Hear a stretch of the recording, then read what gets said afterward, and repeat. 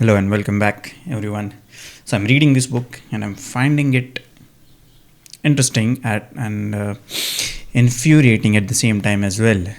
Because if you yourself, if you pick up this book and read, not just for its academic value, obviously it has a lot of academic value. The writer quotes a lot of reports, a lot of research material here and there. You'll see there are a lot of footnotes in this book as well. But the reason why it is very interesting to me is these things are irrefutable proof that whatever we learn as history in our schools is basically totally false. Okay, all the narratives that are out there in the public domain that caste is our real enemy. In fact, we have busted this myth in the second chapter as well. The whole theme of this book is the British people facing this a hurdle that they cannot overcome in conversion, and that hurdle was caste itself. The reason why they were not able to convert people en masse, okay, there were no wholesale conversions for Christians and even Muslims for that matter, is the Varna system. Okay, it was conceptualized in a way that you could not convince people very easily that for conversion or proselytization. And that is the inherent strength. The reason why our civilization survives today is due to the caste or the Varna system, something that is day in and day out criticized. Criticized is a very mild word to use for it. People abuse it. And yeah. So we'll move further. I have read certain portions of this book. Now in the second chapter, up until 1858, that is when there was a rebellion. Okay, when there was a very, very big movement. We have all seen, people have read in history textbooks about who Mangal Pandey was and why he revolted and what was that revolt and rebellion all about. Okay, so yes, up until 1858, they did not pay much attention to understanding exactly what the people of this country or this holy land were about, what was their culture about, what were their traditions. So up until 1858, the British were largely uninterested in the religious practices. Obviously, the reason for this rebellion of 1858 was too much interference, because they were trying to change the social fabric. Okay, the rebellion of 1858 did not precipitate or materialized in 1 month or 2 months. It was a lot of pent-up frustration that found expression in the form of the 1858 rebellion. All right, so here they talk about that. If you see, because there are certain parts of it that I have highlighted as evidence to make my point, because usually when I put out these videos, people usually question me that are you a history student? Do you have any qualification in history? I do not. Okay, I'm simply an engineer who has turned into a teacher and who is curious about the past of my nation. So here, if you see the highlighted portion, you'll see Mueller made clear his concern that religious beliefs determined by textual standards respected in all events. But he also made clear that his study of the text suggested, okay, this is Max Mueller we are talking about. He is notoriously famous for changing what the ancient Sanskrit meant in his English translation. Now, not to speak ill of the dead, but when he was alive, obviously he translated all these scriptures from Sanskrit to any other language. So yes, he might have had some shortcomings. Okay, and in the further parts of this chapter, the Max Mueller thought was the source of motivation of the Gandhian thought. Gandhi was highly motivated, influenced, and inspired by the translations of Mueller. That's mentioned in this book. You don't have to take my word for it. In the upcoming few minutes, I will obviously show it to you. Now here, Mueller, he was very much sure. Here it is written, he also made it clear that obviously the Varna system had been in practice before the Brits came here, long before. And what he suggests, or what he learned from his understanding of the texts and scriptures, is that whatever Varna system that was practiced during the ancient time is different from whatever that was practiced during his time. So obviously, since century and millennia had elapsed, since the Varna system had been practiced. Obviously, with time, there must have been some changes or some improvisations and so on and so forth. Okay, here, what I talked about, most notably, if you read these lines over here, most notably, his general views about civilization had great significance for the development of Gandhi's thought. We are talking about Mohandas Gandhi over here, somebody who is, who is respected so much that he is beyond criticism now. Okay, whatever the idea of Bharat that Gandhi had, we are expected to live by it. If you think anything other than the Gandhian thought, it's, you'll either be labeled as a communal, or let's say, your idea of Bharat cannot be different from Gandhi's idea. That is essentially what the dominant narrative is right now. And I could not disagree anymore. Okay. If at all, to say the very least, the Gandhian thought is outdated now. Okay. There, I said it. It may have been relevant when he lived. It may have been relevant 10, 20, 30 years after the transfer of power in 47, but not anymore. And let's establish this as a matter of fact.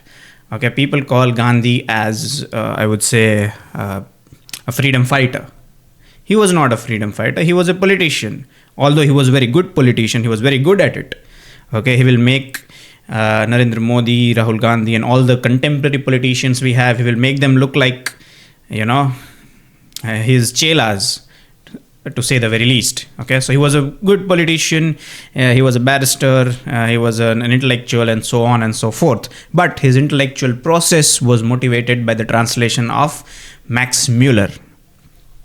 And obviously Max Muller had this bias. You cannot take Max Muller's word for whatever he says. So Gandhi followed Muller in identifying the soul of the civilization. How can an outsider identify the soul of our civilization? And in fact, it's written over here that Gandhi followed Muller as that of the Vedic age and the distortion of later history as beginning in the time of Manu. But Gandhi could never agree with Muller, as did most other social reformer, that social and religious could be separated. I think this is even pretty much evident in their Christian ethos. They think that social and religious life can be different, but when you come to Bharat, it's not so. Everything has, everything is concurrent. Everything has one center or center of mass, and that center is Dharma. Everything else just springs outwards from it. Here. Now, this is a very long and a lengthy paragraph, but we are definitely going to try to deconstruct it and study it in an objective manner. All right. Here is what the Queen, in 1858, after the rebellion, the British, they had come to terms or had a rude awakening about a simple fact that they cannot keep on interfering with the religious matters. Everything else was fine to our mind. That even if you take our land, you ask us to pay a lot of tax, that was all right. We would try to match that. But once when you start touching the culture and the traditions of this land, that is where we draw the line. And that is essentially what precipitated into the rebellion of 1858. So let's see, this is the Queen speaking. These are her words, not mine. We disclaim alike the right and the desire to impose our convictions on our subject. We declare it to be our royal will and the pleasure that none be in any wise favored, none molested or disquieted, but the reason of their religious faith or observances, but that all shall alike enjoy the equal and impartial protection of law. Obviously, this spirit that the Queen declared was going to be betrayed in the further years when the Brits, they consciously made this choice of favoring the Muslims over the non-converted people of Bharat. Okay, because essentially at the end of the day, no matter how secular or liberal you become, at the end of the day, these two are people of the book, the Christians and the Muslims. They will make amends with each other. Okay. All right. So, but that all shall alike enjoy, blah, blah, blah. And we do strictly charge and enjoin that all those who may be in authority under us, that may abstain from all interference in religious beliefs and worship of all our subjects on pain of our highest displeasure. Fine, okay. I think they learned their lesson here. And this is something that a lot of people ignore.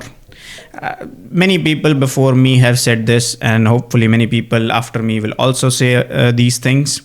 But here, England's own secularist self-representations were irrevocably tied to Christian assumption and ideology.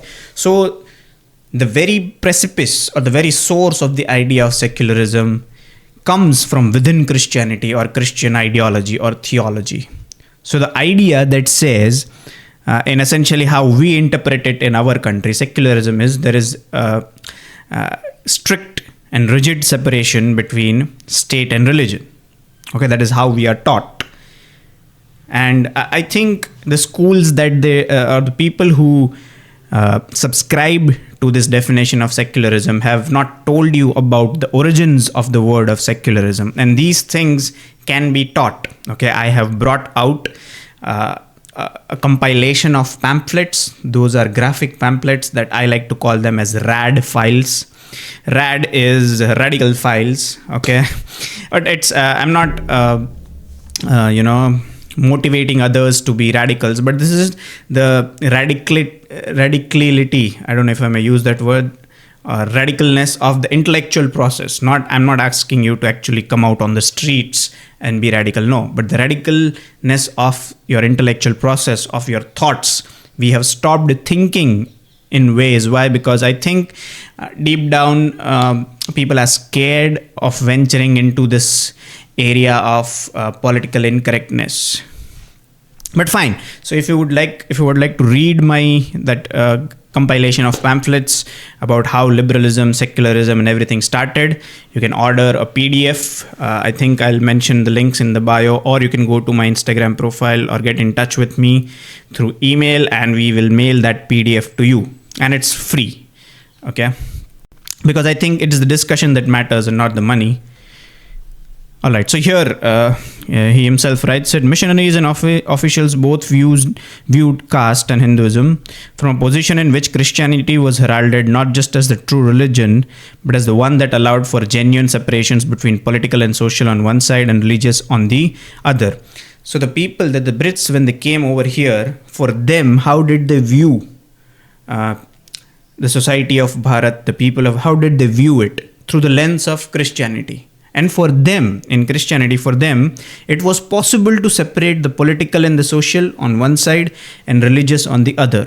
But when you come to the Holy Land of Bharat, everything has one singular center of mass, that is Dharma, and everything else springs out of it.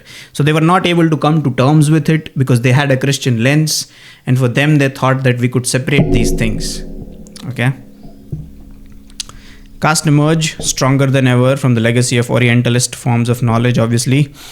As missionaries lost out, British officials increasingly felt the need to find other means to answer the disturbing question raised by their rules and revolt against it. And now, I think here credit may be due to the Brits. Okay, they were finding it difficult to come to terms with how exactly should we govern these people. And I think they might have, stumbled upon the right answer, that was caste, okay, the Varna. But as we'll read further in this book, you will see that the more they learned about Varna, the farther they were from the actual knowledge. Okay, they kept on researching this concept of Varna. In the further parts of this book, we will come and look at it. But whatever they learned was not enough. Here. But the critique of caste that was heard loudest now came from a very different place. Okay, earlier it was the Brits who were criticizing caste. Why were they criticizing caste or Varna? Because they were finding it difficult to convert people because of the caste, and hence they were critiquing it.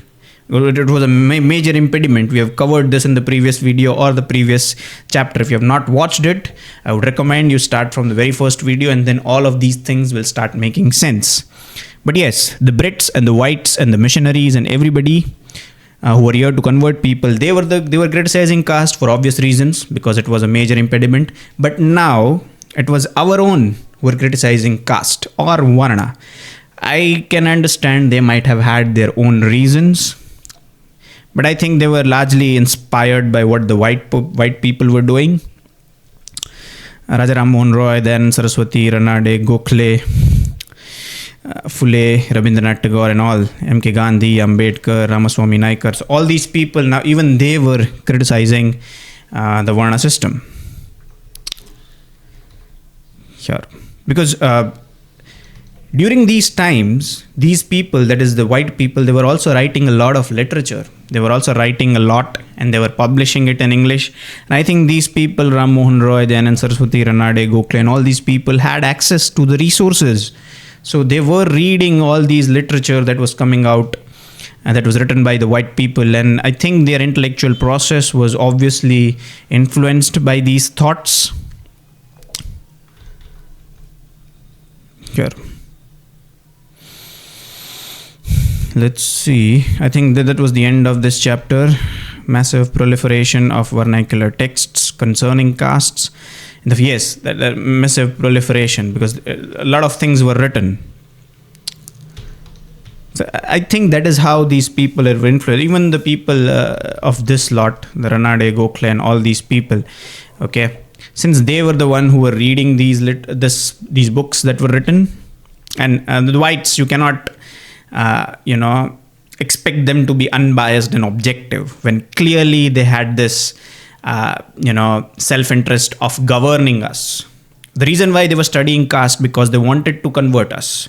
That was the sole motivation behind it.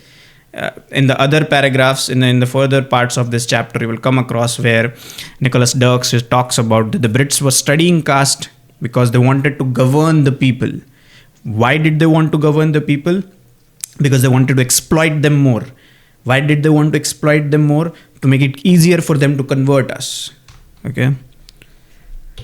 I think all the people, all the teachers, all the history teachers, they know everything about this, but they'll not say anything because we have liberalized and secularized our education up to an extent where it has become like very difficult to talk about these things, even though we know that these things are true. Here in chapter number 3 of this book, we move to an ethnographic state. Okay, now let me talk about this because I myself had to Google a lot about ethnography, ethnology, and ethnographic state. So when the Brits, they found themselves, they had hit a wall.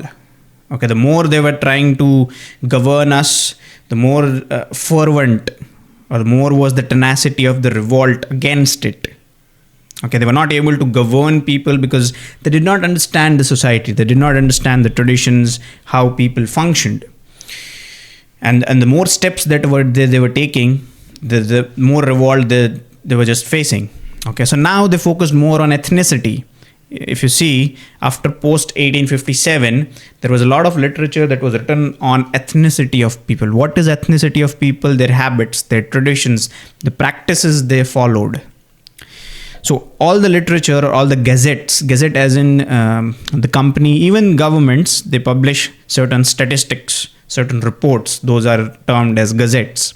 Each and every gazette post 1857 had a chapter on caste or ethnicity of the people of a certain region. How did they function? What were their traditions? What were their systems of laws, of honor and everything? So they could know more about it. Steady absorption of new lands, aggressive policies of Lord Dalhousie, that in the taking of Awadh need to be brought abruptly to halt. Now, this is where I think this idea of martial races comes in, post 1858, when they started segregating communities into, okay, this community is to be trusted, this community is not to be trusted. That is where I think this consciousness of or communal consciousness comes in. Okay, this was a time when people perceived the state authority as segregating people into communities. Okay, it was the state that was labeling some communities as trustworthy, some communities as martial races, certain other communities as something else. So if the state is labeling these communities, obviously the people belonging to these communities will become conscious. And that is where this idea of, communal politics comes in. So anthropology supplanted history. Up until 1858, they are focusing more on the history. But now they are more focusing on anthropology, that who are these people? What are the kind of traditions and customs they have? So ethnographic state, they're focusing more on ethnicity. Here, the British felt the need to know India far better than they had, and now the knowledge had to be about society, not just about its political economy. Thus, colonial ethnology took the place that once had been held by colonial history. So everything had to be, the more one knows about natives, the less one can say what they will do or won't do. Indeed, the more H.H. Risley, Census Commissioner and Superintendent of Ethnographic Survey, went on to refine caste categories to allow enumeration of entire population by caste, the more it seemed that caste categories were overlapping, unstable and contested. So now when they were doing a census, so they had a separate column for caste. And the more they learned about caste, more they realized that they were overlapping, unstable, and even contested in some cases. So the more they were learning about caste, the more there was to learn about caste. So it was like an unending spiral. Here, if you see, this is a larger paragraph, but throughout the 19th century, the collection of material about castes and tribes and their customs and the specification of what kinds of custom, blah, blah, blah, were appropriate and necessary for ethnographic description. They became increasingly formalized and canonic. So whatever statistics or whatever reports the government was publishing, it had an ethnographic division to it. There was a separate chapter allocated altogether. Gradually, the institutional provenance of caste expanded, affecting the recruitment of soldiers into army. This is where I think the state, if the state authority itself is segregating people into certain communities at certain races, that this race is to be trusted, this race is not to be trusted, these communities are trustworthy, these are savages, animals, and so on and so forth. So if the state is, kind of bringing it out to surface, all these, this consciousness was at the bottom of the ocean, so to speak, metaphorically. People weren't really conscious of this fact that, I belong to a certain community and I can be described as a martial race.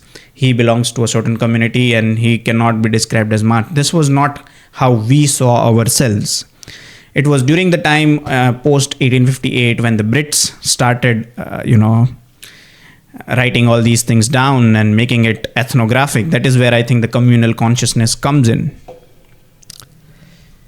Affecting the recruitment into the army, the implementation of legal codes that made provisions of law applicable on caste lines. I think this is where it started. So there were certain provisions of law that were applicable based on the caste of the perpetrator. If somebody commits a crime, the exercise of law on that particular person will depend on the caste that he belongs. So that is where this consciousness comes to the surface. Earlier, if you see, people were not conscious. Even to this day, people meet and greet others, people are in business with others. So there is no caste or the Varna consciousness. It is something that was not supposed to be spoken. It was something that was supposed to be, done and be kept quiet about and be very private about. But when state itself is doing these things, people obviously are going to become conscious. The curtailment of freedom of land market when excessive amounts of land were thought to be agricultural, blah, blah, blah. So yes. Here, in 1869, Hunter was accordingly appointed Director General of Statistics to the government. And over the years, he produced and supervised a series of gazetteers that sought to systematize official colonial knowledge. Each manual and gazetteer had an ethnological chapter. They were now going down that road in which the local castes and tribes were listed and described. with more detail reserved for certain caste and tribe groups specific to the area under the heading of manners and customs. Yes, I think yes, this is where far I've reached because I've kept this as a highlight. Okay. So yes, these are my learnings from chapter number 3. Tomorrow we are going to read a little bit further, and I'm going to document my learnings in the next video. Thank you for watching.